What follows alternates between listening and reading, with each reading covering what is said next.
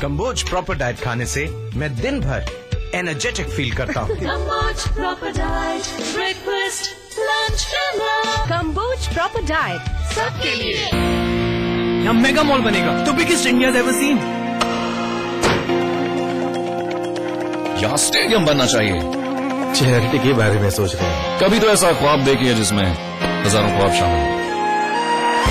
GR enterprises के international stadium ने इस शहर के लोगों में गर्व की भावना और स्पोर्ट्स कल्चर को अद्भुत बढ़ावा दिया है। GR enterprises shares have reached N all time high. जब दूसरों के ख्वाब पूरे करोगे ना, तो अपना कल बनते देखोगे। रजनीगंधा हिलने है दुनिया।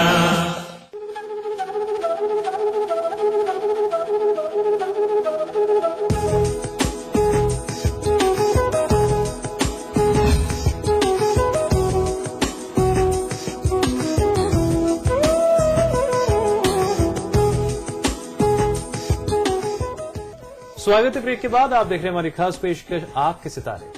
दोस्तों, आज हम चर्चा कर रहे हैं कि स्वागत कक्ष में अगर कोई वास्तु दोष है तो उसके निवारण के लिए हमें क्या क्या करना चाहिए, स्वागत कक्ष में क्या क्या रखना चाहिए। इन तमाम पहलुओं पर हमने ब्रेक पर जाने से पहले विस्तार से चर्चा की। अब एक और पहलू, स्वागत कक्ष में सोने वालों के लिए भी एक अहम खबर है। अब वो खबर क्या है और क्या असर पड़ता है उसका, वो भी समझ लेते हैं गुरुजी से।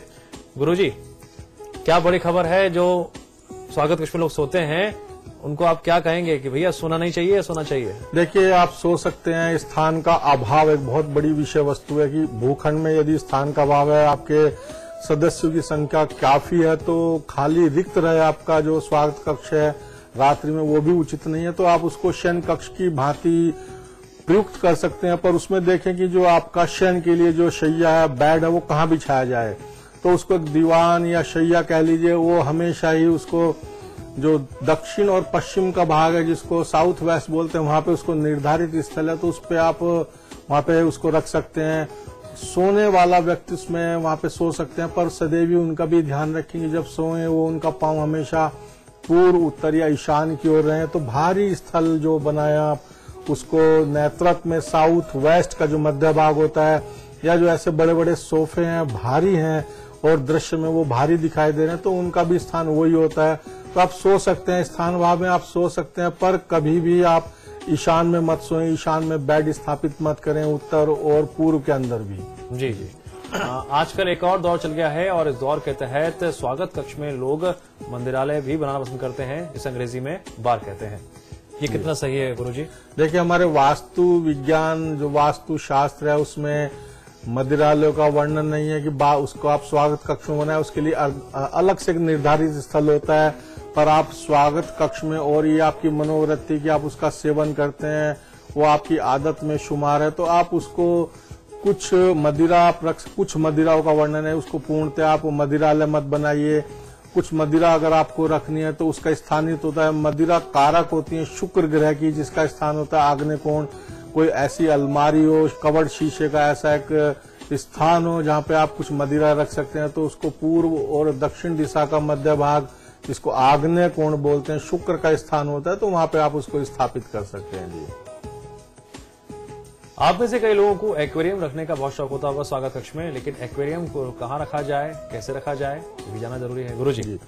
एक्वेरियम जो जल का जलाशय होता है, कृत्रिम जलाशय, जिसमें रंग बिरंगी मछलियां होती हैं। मछलियां स्वयं में भगवान विष्णु का प्रतीक माने गए, मत्स्य अवतार हुआ है भगवान विष्णु का, तो वो धनात्मक ऊर्जा का एक बड़ा उत्सर्जन करती हैं, तो बहुत शुभ मानी गई है। तो जल भी बहुत जीवन का एक कारक अंग है, जल तत्व जीवन का प्रमुख कारक अंग है, तो वो बड़ा शुभ माना गया है। तो ऐसा एक जलाशय, कृत्रिम जलाशय, जिसको एक्वेरियम कहते हैं, सबसे अच्छा वो ईशान में होता है। ईशान में रख सकते हैं आप उसको, पूर्व, उत्तर, वायव्य कोण, चंद्रमा के स्थान में रख सकते हैं, पर कभी भी उसको दक्षिण, पश्चिम अथवा जो नैऋत्य भाग है उसमें नहीं रखना चाहिए। वो लाभ की जगह हानि करता है, नेगेटिव एनर्जी का वो उत्सर्जन करने लगता है। तो सदैव उसको आप प्रयास करें, आपके ईशान में हो, वायव्य में हो, उत्तर में हो, वहां पे जो रखा हुआ एक्वेरियम है वो पॉजिटिव एनर्जी का उत्सर्जन करता है, धनात्मक ऊर्जा उस कक्ष की बढ़ जाती है, तो वो वहां पे लाभकारी होता है।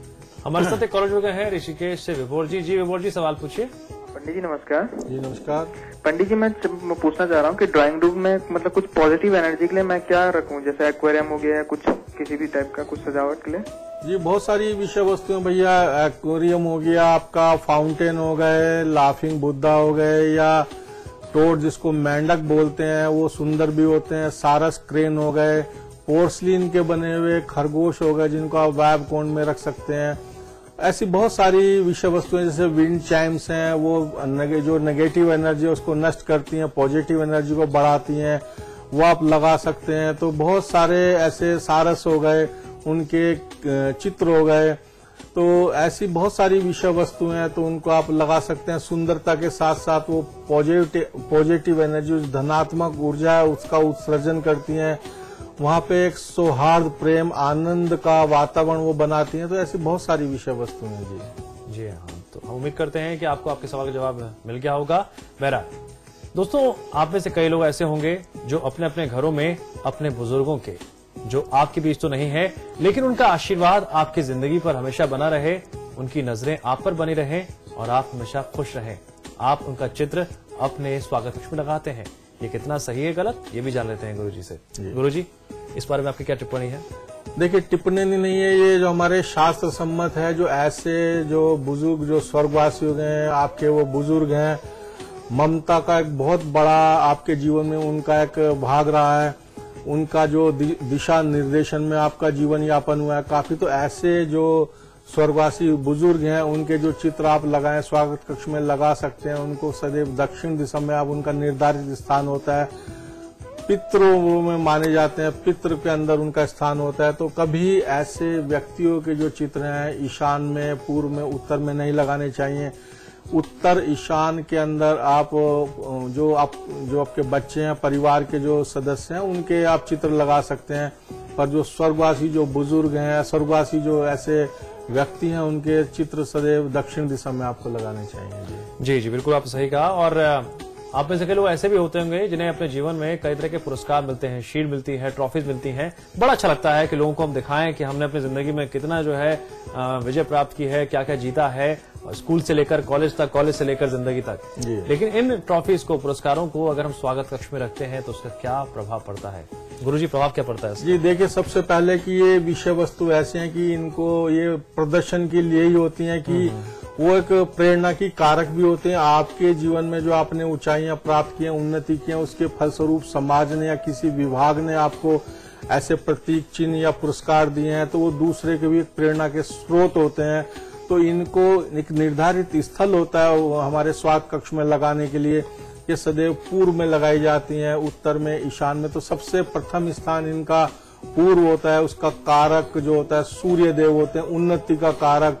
तो वो ऐसी विषय वस्तु यदि आप वहां लगाते हैं तो वो और भी दूसरों को तो वो आनंदित या प्रेरणा देंगी, आपको भी सदैव वो चेतन रखेंगी, कभी भी वो बुराई की तरफ आपको नहीं जाने देंगी। तो ऐसे प्रतीक, ट्रॉफी, पुरस्कार या जो सम्मान पत्र होते हैं सदैव उत्तर दिशा, पूर्व दिशा और ईशान में उसको आप लगाएं। तो वहां पे भी उनका एक क्रमबद्ध नियम होता है। जो भारी ट्रॉफियां हैं, भारी पुरस्कार हैं, धातुओं के बने हुए, सदैव नीचे लगाएं। उनके ऊपर, उनसे हल्के और सबसे ऊपर जो पुरस्कार, जो सम्मान पत्र हैं, वो आपके जो उनको आप फ्रेम करा के लगा सकते हैं। तो बहुत उन्नति का स्वयं और दूसरे के लिए भी वो प्रेरणा के कारक होते हैं। जी जी, गुरुजी आप स्टूडियो में आए, आपने दर्शकों को जानकारी दी, उसके लिए आपका बहुत बहुत शुक्रिया। नमस्कार दोस्तों, उम्मीद करते हैं कि स्वागत कक्ष से जुड़े हर पहलू को आपने बारीकी से समझा होगा और अपने जीवन में इन बारीकियों को समझते हुए कुछ बदलाव लाएं। ये बदलाव यकीनन आपको पॉजिटिव एनर्जी देंगे और आपके भवन में, जो निर्माण में तमाम तरह की खामियां होती हैं, गलतियां होती हैं, वो दूर होंगी और आपके आंगन में खुशियां खुशी होंगी। इस उम्मीद के साथ इस कार्यक्रम में इतना ही। नमस्कार।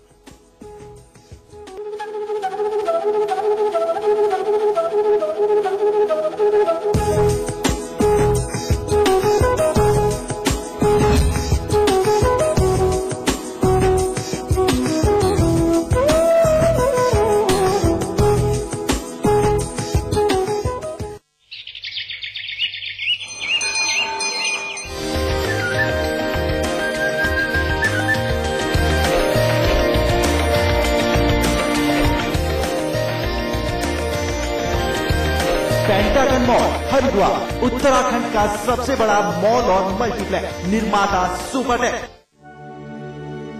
स्वाद बड़ी चीज है, स्वाद से बढ़कर कुछ नहीं। तुलसी सादा पान मसाला। थम अयो थम अरे थम थम थम रोक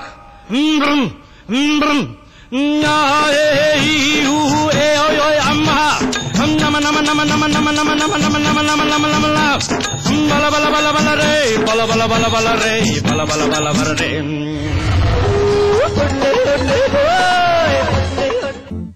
खोल दो इन खिड़कियों को, इन दरवाजों को, हाथों को फिर से हाथों में डालो।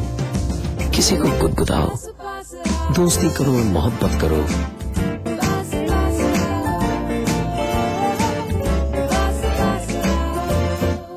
गले मिलो, आंख मिलाओ, किसी को अपना बनाओ। ताया ताई, मौसा मौसी, सबसे प्यार करो। रहो हमेशा पास पास।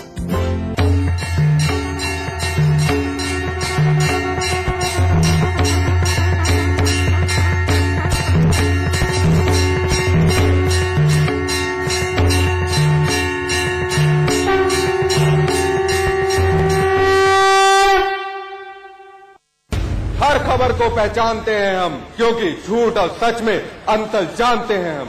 समाचार प्लस, खबर वही जो हमने कही।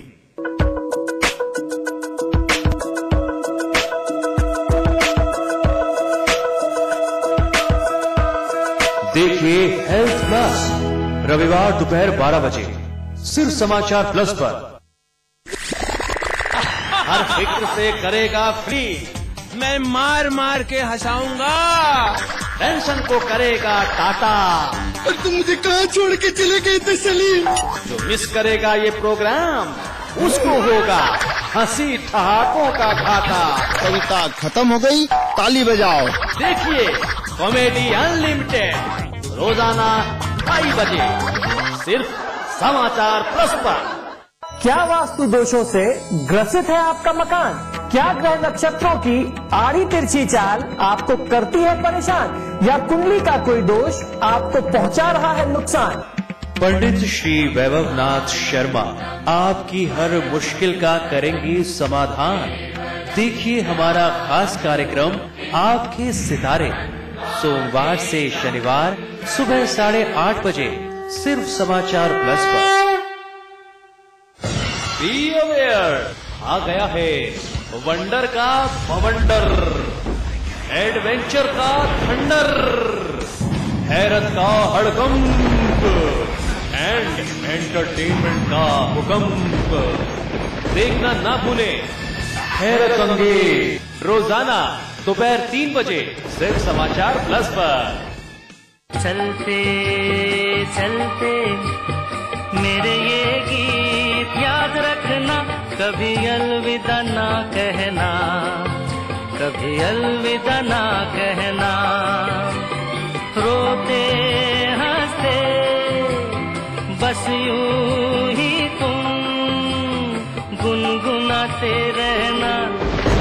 देखिए अधूरी दास्तां रात 8:30 बजे सिर्फ समाचार प्लस पर। चाहे रियल स्टेट में करना हो निवेश या प्रॉपर्टी से जुड़ा फर्जीवाड़े का हो कोई केस, आप पूछ रहे हैं सपनों का आशियाना या प्लॉट खरीद कर घर बनाना, सीधे हमारे प्रॉपर्टी एक्सपर्ट से कीजिए सवाल। अपनी समस्या हमें ईमेल करें propertyexpert@समाचारplus.com पर, या हमें फोन करें और पाएं अपने सवालों के जवाब प्रॉपर्टी एक्सपर्ट में रविवार शाम 4 बजे सिर्फ समाचार प्लस पर। इलाहाबाद में सपा विधायक पंकज सिंह के घर पर तोड़फोड़ करने वाले आरक्षण समर्थक 250 छात्रों के खिलाफ एफआईआर दर्ज, विधायक अनुप्रिया पटेल के खिलाफ भी मामला दर्ज।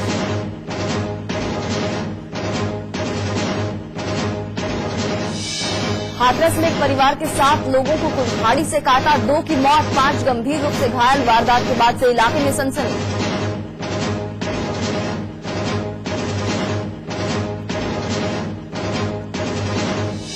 दिल्ली के चांदनी चौक में बहुमंजिला इमारत गिरी। रात के वक्त हादसा होने की वजह से बाल बाल बचे 150 से ज्यादा लोग। इमारत में कई दफ्तर और दुकानें। गोरखपुर में एक बार फिर से दिमागी बुखार का कहर। एक बच्चे की मौत, 8 नए मरीज अस्पताल में किए गए भर्ती।